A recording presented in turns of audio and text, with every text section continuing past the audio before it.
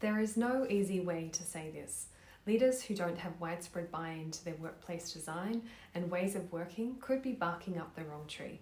People resist and reject workplace models for a variety of reasons, and one of those is that the workplace model being sold to them is shoddy. Your workplace potential could be huge: improved individual productivity, improved team collaboration opportunities, greater information flow across the business, reduced office footprint, and/or consolidation of sites. However, it is difficult to achieve those outcomes if people don't buy into your workplace change. Working with a client a few months ago, I was drastically reminded of how fast the workplace goalposts are constantly shifting. This organisation was housed in an office environment created in the 1960s. The executive leadership team had decided on a workspace redesign program.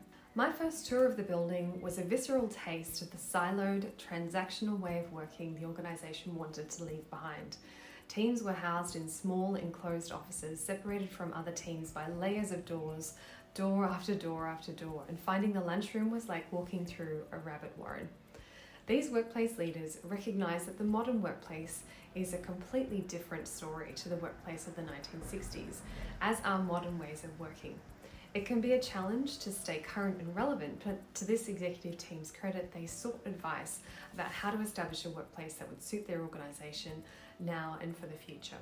This organisation did another thing well. They created opportunities to hear from their people about their current workplace experience and their ways of working, and they let those points of view inform their decision making about their workspace design. We helped them by running an organisation-wide survey to understand sentiment on key points that we know are critical. We ran a middle manager leadership workshop, and we ran several executive workshops to help them arrive at their key decisions. All of this input and engagement allowed the leadership team to narrow down their workplace model to two choices that held the most promise to realise the outcomes they desired, to realise their workplace potential. When they made a decision for their workplace model, it stuck. None of the executive team wanted to revisit it, the decision was not undermined, and the program team was able to get on with their program of work. Now you might be thinking, that's all well and good, but who has time to invest in a detailed process like that to make a decision that seems straightforward? Well, let me just say that this decision involves your three most expensive assets: your people, your buildings, and your technology. And anything that involves a major change for your people is not straightforward. If you kid yourself that this is just a property decision, you will think it's straightforward, but it is anything but.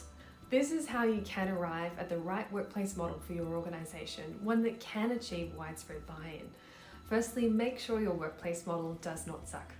Run leaders' workshops, surveys, and focus groups to ensure that you know your actual state of play. Where is workplace satisfaction at in your workplace? How stressed are your people, and what is the source of their stress?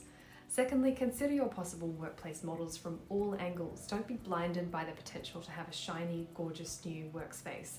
Consider the potential downsides, the resourcing required, the risks associated with the implementation, the likelihood that you'll establish alignment with these ways of working required, and how well will this model support your organisation under the most likely future scenarios facing you. And thirdly, don't let the blind lead the blind. If you aren't seeking specialist advice outside your organisation, you're already taking great risks with your workplace model. Building a new workplace model is a specialist skill, and you'll need specialist workplace strategy, IT, architecture, and change management.